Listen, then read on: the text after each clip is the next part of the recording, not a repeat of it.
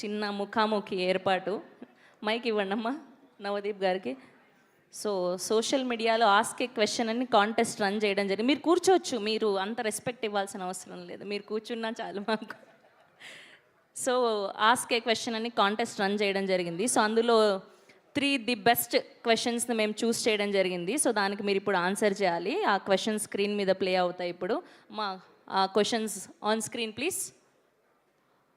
Why should we come to the theatre and spend 2.5 to 3 hours when we got disappointed multiple times by many pedda movies? Pedda movies. No, not pedda. అంటే first of all నేను చెప్పేది ఏంటంటే ఈ cinema 2.5 to 3 hours కాదు.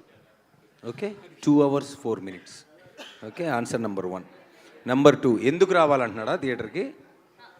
ఇప్పుడు మనం చాలాసార్లు ప్రేమలో పడతాం, ఏమవుతుంది? పులిహోర అవుతుంది. అలా ప్రేమలో పడ్డం మానేస్తామా? మళ్ళీ లేదు, అది ఇంకో కొత్త ఎక్స్పీరియన్స్ అవుతుంది. సో ప్రతి ప్రేమ కొత్తదే, ప్రతి సినిమా కొత్తదే. ఎందుకు రావాలి అనే దానికి ఇప్పుడు మీరు టీజర్ చూశారు, ట్రైలర్ చూశారు, ఆన్సర్ మీకు ఆల్రెడీ తెలుసు. అంటే నేను ఈ క్వశ్చన్ అడిగినప్పుడు పొద్దు నుంచి మా గ్రూప్లో చాలా డిస్కషన్లు జరుగుతున్నాయి.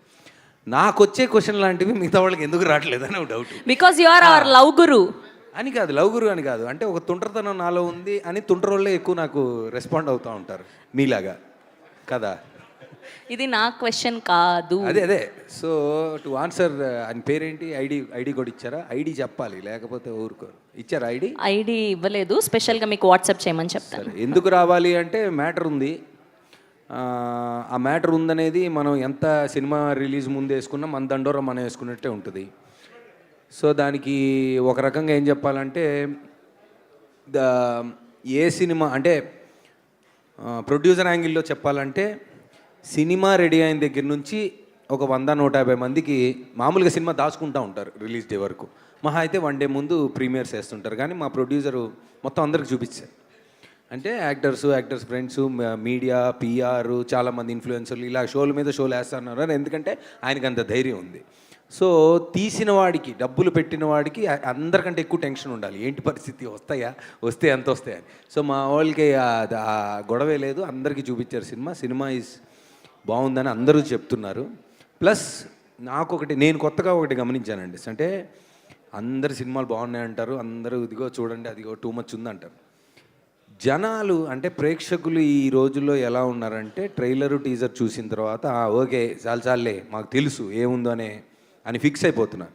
So the comments and the questions and everything that we are getting, మేమెంతైతే చెప్తున్నామో మా దాంట్లో మ్యాటర్ ఉందని వాళ్ళు రివర్స్ చెప్తున్నారు. అరే చాలా రోజుల తర్వాత అంటే మాకు ఓవర్సీస్ నుంచి వచ్చిన రిపోర్ట్స్ అంటే రెస్పాన్స్ కానివ్వండి, జనరల్ ఇన్స్టాగ్రామ్ సోషల్ మీడియాలో వచ్చిన రిపోర్ట్స్ ఆర్ జనరల్గా అంటే ఒక వైబ్ ఉంటుంది కదా సినిమాకి.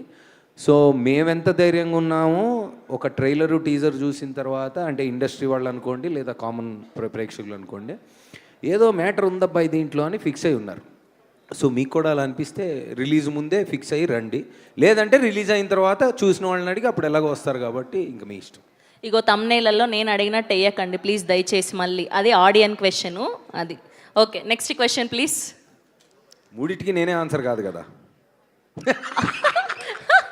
ఆ కట్ అయిన సెన్సార్ డైలాగ్ చెప్పన్నా మీకే ఇది. ఈరోజు పొద్దున నేను రాత్రి I was not in the country, రాత్రి వచ్చి రాగానే నేను యాక్చువల్లీ జర్మనీలో ఎక్కడో ఏదో చేస్తూ ఉంటే మా డైరెక్టర్ చిన్న సెన్సార్ కట్ వచ్చింది నాకు, అది పంపివా కరెక్షన్ అని అడిగారు. సరే నేను ఫస్ట్ నాకు పంపినప్పుడు నేను బోటు మీద ఉన్నా. ఆ బోట్లో సైలెంట్ రూమ్ ఒకటి చూసి పంపి అన్నాడు. మొత్తం బోట్ అంతా ఎతిగా, 100 రూములు ఉన్న బోట్లో ఇంజన్ రూమ్లో ఆబ్వియస్లీ సౌండ్ ఉంటుంది, అన్ని రూమ్లు వెళ్ళినా సౌండ్ వస్తుంది, అయినా పంపించా. ఇది వర్కౌట్ అవ్వట్లేదు, సరే ఈ వర్డ్ మాత్రం నేను పెట్టి పంపిస్తాను because we need censor approval, తర్వాత మళ్ళీ చూద్దాం అన్నాడు. నెక్స్ట్ టైం అడిగారు, అప్పుడు బస్సులో ఉన్నా, అప్పుడు కుదరలా. సరే మొత్తానికి నిన్న మ్యూనిక్లో ఒక రెస్టారెంట్లో ఉంటే, పంజాబీ రెస్టారెంట్లో వాడు ఫుల్ సౌండ్ పెట్టాడు. వెళ్ళి వాడిని భయ్యా కొంచెం సౌండ్ తగ్గిస్తే రికార్డ్ చేసి పంపాలంటే వాడు తెలుసు వాడు గుర్తుపట్టి, సరే ఒక రూమ్లోకి వెళ్ళి పంపించి ఇది ఓకే అనుకున్నా, అది అవ్వలే. మళ్ళీ మీరు రాత్రి ఎప్పుడు వస్తున్నారు, రాగానే పొద్దున్న రండి అంటే సరే మార్నింగ్ వెళ్ళి పంపించా. అప్పుడు అతను అడిగిన దానికి ఆన్సర్ ఆ సెన్సార్ కట్ అయినా ఇదేంటి ఇదంతా కాదు మ్యాటర్ రా ఫస్ట్ అని. మేము అనుకున్నాం చాలా దాచాం లోపల అని, కానీ బయటికి లాగేస్తున్నారు. అది ఎట్లా మరి మురళి గారి దగ్గరికి వెళ్దాం రండి. డైరెక్ట్గా డైరెక్టర్కి ఇచ్చేయండి మైక్, ఎట్లా దీనికి చెప్పొచ్చు ఆన్సర్ అంటారా? ఆయనే ఏంటి? చేస్తారు. దీనికి ఏదో డిస్ప్యూట్ ఉంది మా తర్వాత. చెప్పండి. సెన్సర్ అవ్వలేదు కదా, సో సెన్సర్ కట్ ఏంటని మేము చెప్పలేం. అది ఓకే, ఒక ఆడియన్ అడిగిన క్వశ్చన్కి ఆన్సర్ చేయలేకపోయిన దండోరా డైరెక్టర్ నవదీప్, అంతేనా? డైరెక్టరా? ఆయన director and Navdeep. Okay, yes. Okay తను పర్సనల్ గా bro come to my room, నేను ఆన్సర్ ఇస్తాను. Okay, and third question please. మీ ఎక్స్ లవర్స్ మీ గురించి దండోరా వేయటం ఎప్పుడైనా తెలిసిందా ఆర్ విన్నారా? మీ ఎక్స్ లవర్స్ మీ గురించి దండోరా వేయటం మీకు ఎప్పుడైనా తెలిసిందా ఆర్ విన్నారా? లేదు. నాలో ఉన్న ఒక కాదు నాలో కాదు, మరి అది ఎక్కడి నుంచి వచ్చిందో తెలియదు. అది కన్యారాశి ఫలాల నుంచి ఎక్కడొచ్చిందో నాకు తెలియదు. కానీ నా ఎక్స్ గర్ల్ ఫ్రెండ్స్ అందరూ నా గుడ్ ఫ్రెండ్స్ ఇప్పుడు. సో నా గురించి దండోరా వేస్తే మంచిగా వేస్తారు తప్ప చెడ్డగా వేయరు. ఆహా, బా, ఇలాంటి అబ్బాయి అందరికీ దొరకాలని ఎక్స్గా కోరుకుంటున్నా. దొరికితే ఎక్స్లు అవ్వరండి, ఎక్స్లు అయ్యారంటే దొరకడం. అదే ఎక్స్గా ఉన్న వాళ్ళందరూ నవదీప్ లాంటి వాళ్ళు అయి ఉండాలి అని కోరుకుంటున్నా. నాకు అర్థమైందిలేండి. లేదు ఇదిగోండి. మీకు ఒక క్వశ్చన్ ఉంది. మీకు సైక్ సిద్ధార్థ ఇష్టమా, దండోరా ఇష్టమా? ఓడి అమ్మ బంటే రక్త పింజర్ రే, బొసగొడేస్తుంది రే. క్వశ్చన్, ఒక నటుడిగా ప్రతి పాత్రని ప్రేమించటం,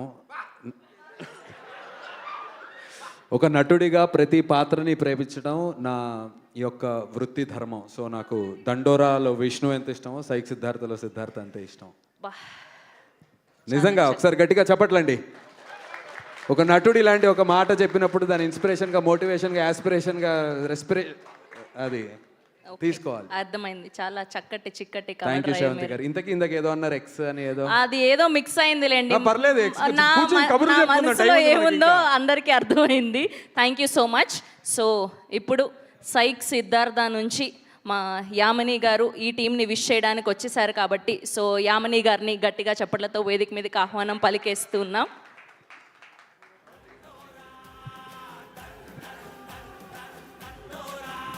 ఒక చిన్న డిస్క్లైమర్, ఈ ప్రెస్ మీట్లో మా సినిమాను వాడుకుంటున్నాను అస్సలు అనుకోకండి. బెన్నీ అన్న, మీడియా సభ్యులందరూ, నేను ఏదో ప్రమోషన్ చేసుకుంటూ ఉంటే ఇక్కడ దిగితే మా ఎడ్వర్డ్ పైకి తీసుకొచ్చాడు, బాగోదు బ్రో హీరోయిన్ని తీసుకురండి అని. ఈ డిస్క్లైమర్తో మైక్ మీకు అందజేస్తున్నాను. Thank you. యామిని గారు ప్లీజ్. అండ్